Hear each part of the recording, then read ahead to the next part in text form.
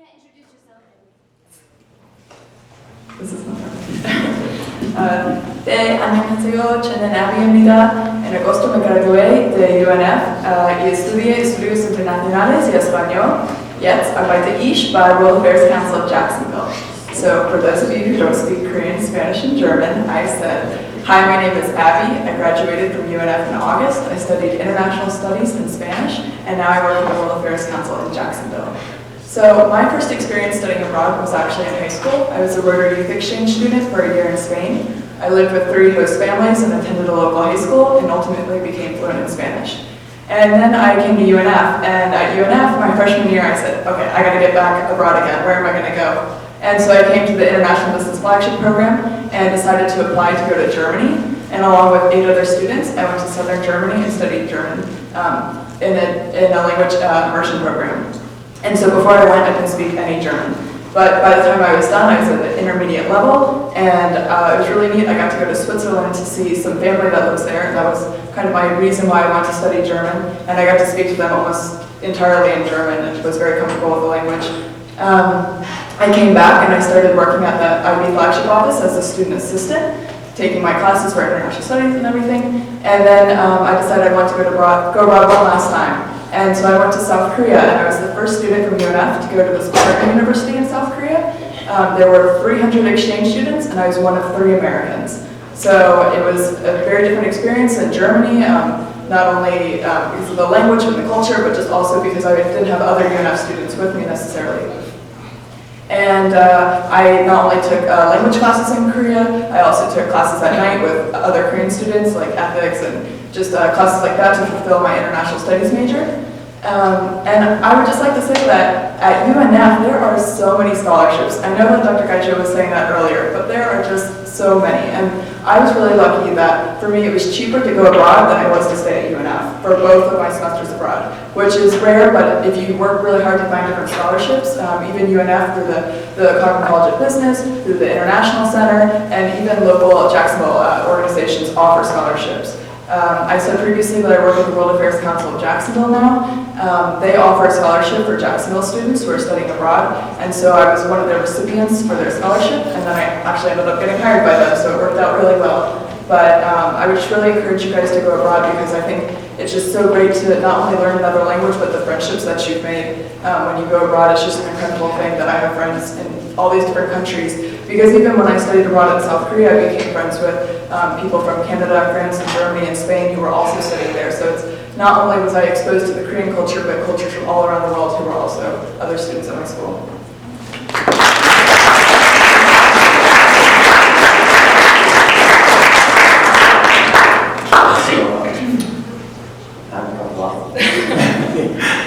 I guess I'll begin by saying Здравствуйте.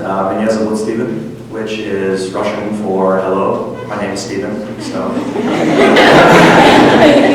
I'm a senior here at UNF. I work in the international office as a student assistant, like Abby did, and economics and finance double major. And I'm also involved in 2 different student organizations, the Cogman Ambassadors and the Delta Sigma Pi Professional Fraternity. So, unlike Dr. Gaijo's advice to you guys, I did not study a lot of language before I decided to go to Russia. So you're probably thinking, well, then why would you go so very far in a place where you can't communicate? And that's an excellent question. My grandfather is Russian, and he moved here to America when he was a very young boy. And so just some of the things that he would tell me about it, I was always very interested in Russia and Russian culture from a very young age. And so this was something that I very much wanted to do. And then now that I'm a little older, there's also, to give you guys the interview answer, as a finance and economics double major, the world is getting smaller and smaller because we can all communicate so easily with people from abroad. I mean, I have friends all over the world, and I just pull up WhatsApp or Facebook Messenger or GroupMe, and we can speak anywhere at any time, and it's instant. So if you don't have some sort of international perspective and understand how people are thinking around the world, then it's going to be very difficult for you to understand the decisions that these people are making in terms of economic policy, in terms of finance and investment, or even, if politics is your thing, politics as well. So So for me, I thought it was very important to go abroad and see how people are doing, especially a country like Russia, which, you know, maybe gets some bad press here in the United States. So, like I told you, I don't speak Russian very well, so for the first 2 weeks were a little difficult, maybe a little overwhelming, because I had never been so far away before, and I didn't know anybody. So, I don't think that I was very nervous before when I decided to go. However, a lot of my family members were very nervous before I left. And I don't know if you know how that goes when people keep telling you over and over again, oh, do you think something bad's going to happen? Well, after a while you start thinking like, oh man, well, maybe.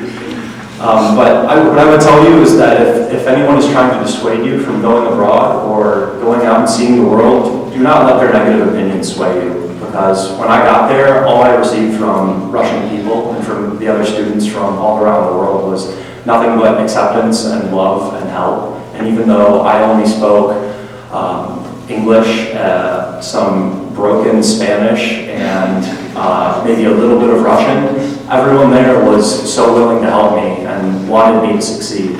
So I would say that it is just a great opportunity to go abroad with the IB flagship office. One of my friends who I made from Italy, a friend who I'm actually going to see now in December, she taught me the most useful Russian phrase that I use there every day, which was "Извините, пожалуйста, я плохо понимаю по-русски," which is excuse me please, I don't speak Russian well. And but if you make that effort, then people are very willing to help you. So don't count yourself out. Even if you don't speak it well, if you have a good attitude, you can do it. So as I would say, as anxious as I was to go, I was anxious to come back home as well, because you get so used to it, and you grow to love being abroad and having these new experiences. And so, but what you don't realize until you get home is that that isn't the end of your journey. It's just the beginning of this whole new exploratory experience in your life. And now I'm actually going, at this end of the semester, I'm going to go to China, and we're going to study the rapid urbanization of China and how that has affected them socially and economically. And I can say that none of this in my life would have been possible if it weren't for the efforts of the International Business Flagship Office. So, thank you.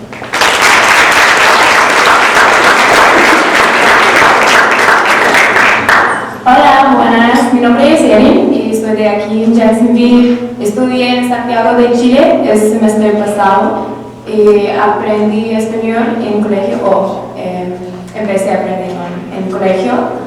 My name is Erin. I'm from Jacksonville. I actually started learning Spanish here where I went to high school. I went to Douglas Anderson, go Puffins.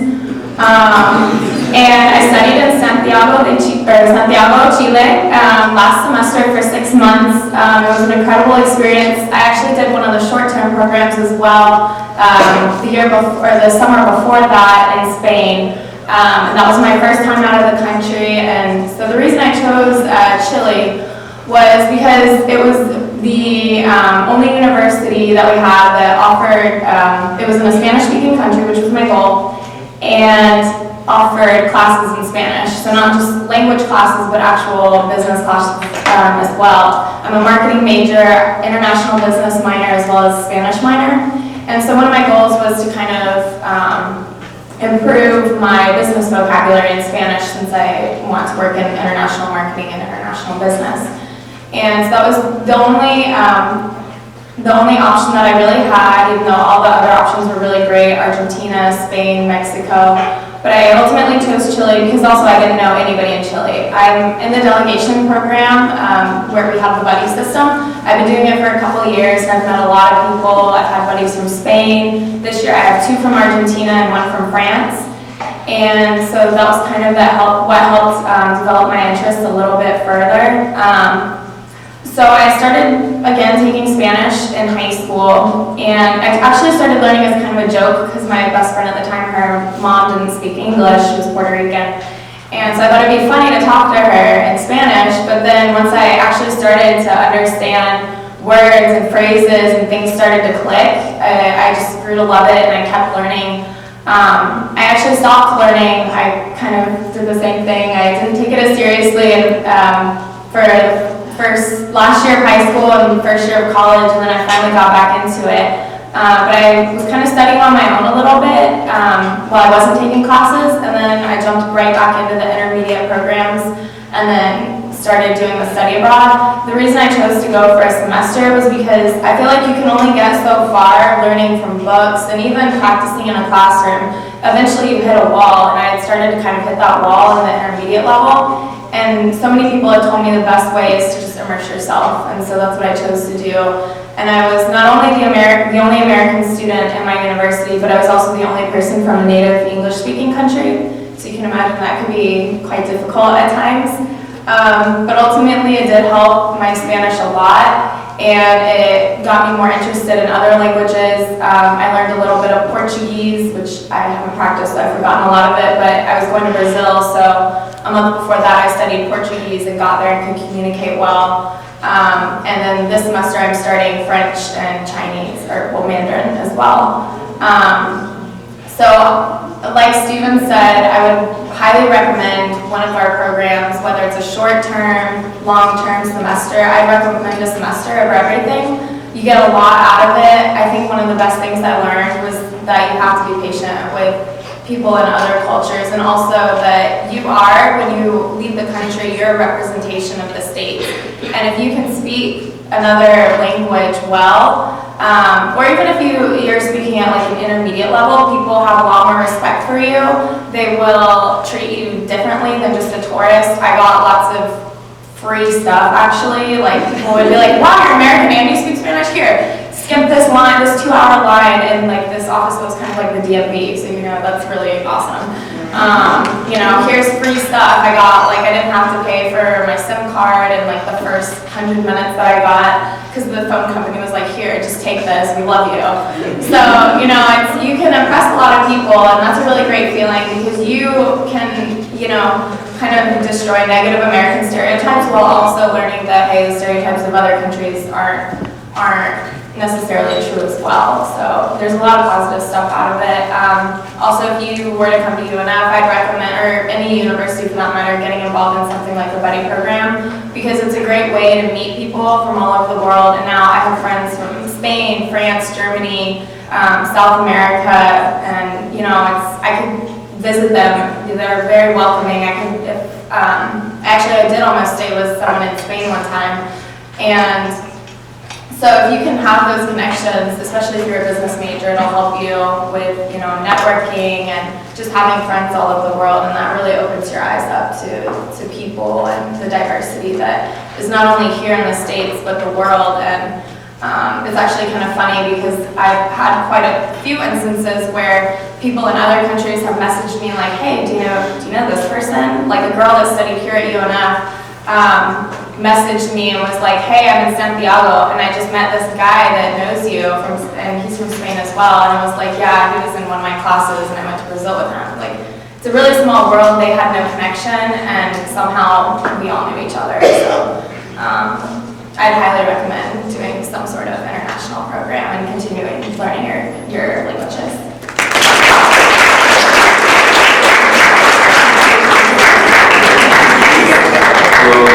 My name is Andy, and I'm proud to say that I graduated Paxton School for Advanced Studies.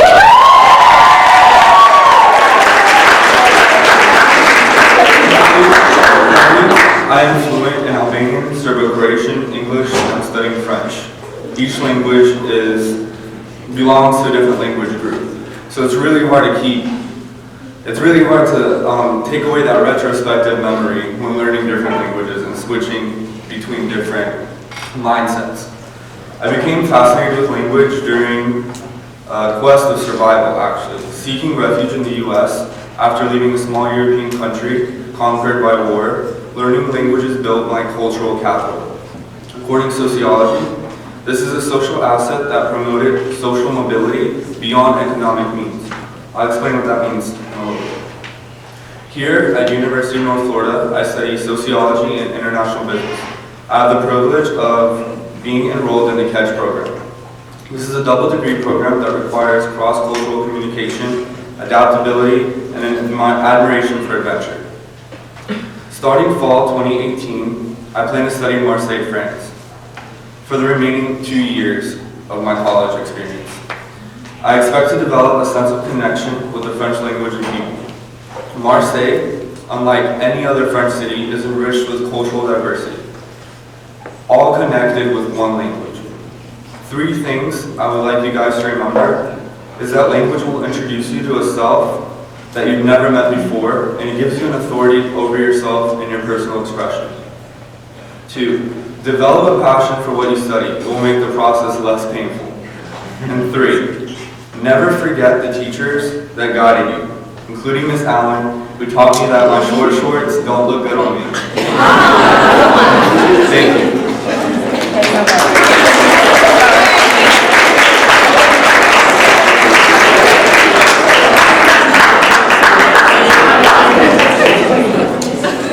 Okay, so I think that now there might be some questions that you guys could prepare from the audience. Any questions for our panelists? How was it adjusting to the food in that country? How was it adjusting to the food in that country? Is that what you said? Is that for everybody? Yeah, anybody wants to answer? Well, I'll just say Korean food. That was the biggest adjustment. Korean food was definitely the biggest adjustment. And I also don't eat meat, so it was very difficult to go into restaurants. And that was the one phrase I learned like right off the bat, like "고기 안 먹어요." Like I don't eat meat. Please don't give that to me. But in Korea, they don't understand what vegetarians are. So a lot of times I would get like a bowl of rice with vegetables, but then little pieces of ham, and then I would have to explain like, "Oh, well, this has ham," and they'd be like, "Oh, but there's also vegetables, so it's vegetarian." So I think the biggest thing I've learned about going abroad, not even necessarily with food, but just in general, is to kind of roll with the punches, and then you're just like, "Cool, all right, I'm just gonna put the ham to the side and not eat that," and you just have to be very flexible because things like that are going to happen because of language barriers all the time. So it's a funny story at least too. I would say, for those of you who are really unsure about like world geography, Russia is, in terms of like landmass, is the biggest country in the world, and so they have like I think there's over 200 different ethnic groups there. So the food that you're going to get when you're there is going to be very diverse, especially when you're just following other people around and eating where they want to go. And so, so I would say that at first, when you go abroad, just give your stomach a moment to adjust, because I'll just keep it brief and say it takes a minute. But I would say that abroad, I never thought that I would love borscht, but I do now. And so, and then I think my favorite food that I ate was around the corner from our university. There was a small Uzbekistani restaurant, and for about $3 American, you could get a meal that was 3 different portions. And so yeah, your money goes a long way, especially when you're abroad in countries that aren't necessarily in the West. So I would say if you ever go to Russia, or if you ever get a chance at all, try Uzbekistani food because it's delicious. I'm actually going to jump to another question that I know the students have because we don't have a lot of time left.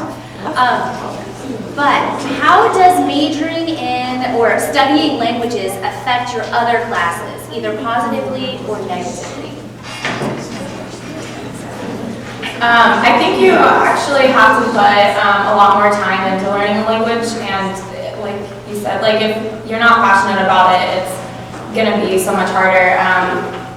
I think it's more work because it's just you have to practice. If you don't practice, you're gonna forget. And so ultimately, maybe it's not necessarily conceptually the hardest thing to learn, but it's something that you do have to put time and effort into. So you do have to make the time. But if you really are interested in learning and it's something you really want to do, you'll find a way to make the time. And I'll just add on to what she said. Coming from Paxton, I understand the rigor of the courses, and you guys spend a lot more time practicing grammar and language in high school than you actually will in college, because you'll use it, everything you've learned in high school, you'll use it to practice communication and things that help you adapt better. College provides you the resources, but high school gave you the base you guys needed.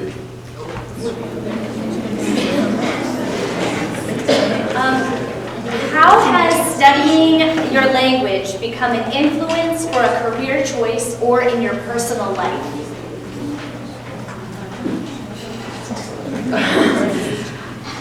For me, I picked different languages that I wanted to study. Like I had said, I wanted to learn German because I wanted to better communicate with my cousins who live in Switzerland who speak Swiss German. And for me, that was like a big reason why I wanted to do that. And since then, I've been able to kind of keep this bond between the two families in the United States and Switzerland, and that was like a personal triumph for me. But also, I studied Korean because I'm very interested in the North Korean issue and the human rights abuses happening there. And I actually did an internship in California. I was working as a videographer for a nonprofit, and learning Korean was actually really great in the editing work because when I'd be editing, sometimes the translation is wrong, and because I knew some Korean, I knew like where to cut the scene and things like that. So that's just how it worked out for me personally. But I think no matter what language you're studying, you can always find a way for it. It will make itself clear later on, like, oh, that's why I studied that. That's where it's coming in handy now.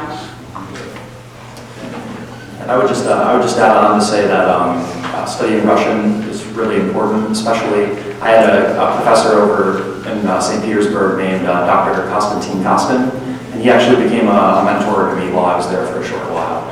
So Dr. Kostin taught us all kinds of things about if you are a business major, well, just consider for the fact that they're considering you are from the West and your purchasing power parity is going to be much higher, which basically just means that your money is more valuable relative to that country. So being in the West and then investing into developing countries or countries that are maybe less developed than Western countries, there's a lot of investment opportunities there. But one thing you have to consider is that it takes a lot of trust to be able to do business. So making sure that although most businessmen will know English and be able to communicate with you, but knowing their language as well is going to build a kind of trust that you can't just explain away. It's kind of implicit.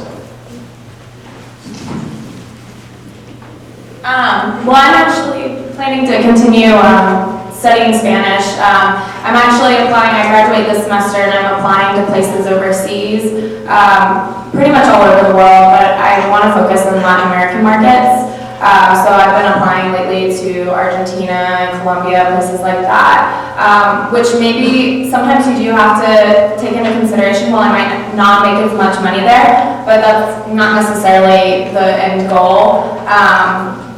So I think Spanish ultimately has kind of helped me guide my career choices and as well as internship choices. I did an internship here in Jacksonville working with a logistics company that focuses on Latin American markets, and actually they're the only business that has been doing business with Cuba for the last 17 years. So there's, if you are studying a specific market or a specific language or culture, you have an upper hand in working with those places, and you could even live in those places to continue working. Being in the international business program, you're required to take the cultural diversity course, so that sparked my passion for sociology and understanding how society works and how people think together, and which caused me to minor and become utterly obsessed. That's all I talk about to everyone. And learning multiple languages really gives you an insight to understanding how people think. It develops a part of you that's completely different than you've known. There's different words for different sense, like a different sense of humor. The way the language fits together, it's very poetic in a way. And so you develop a new character about yourself, and then adaptability between your two selves causes you to grow and able to change the world and evolve and adapt. Not only in a micro level within your community, but on a global scale.